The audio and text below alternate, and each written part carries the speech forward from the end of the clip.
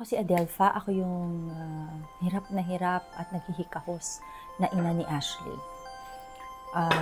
Sa sobrang hirap na gawa namin ng mga bagay na hindi talaga normal na ginagawa at dapat na ginagawa ng isang magulang. Isa sa paborito kong eksena ay yung nagmamakaawa si Ashley, yung anak ko, dahil ayaw niya talaga magpakasal dun sa pinipare namin sa kanya. Doon ko kasi nakita at naramdaman na kahit sino magulang like myself, kung makita mo yung iyak ng bata na nagmamakaawa, talagang matatouch ka. So makaka-relate kahit sinong magulang. Ako po si Maureen Larrazabal, iniimbitahan ko po kayong manood ng #MPKBataKasal.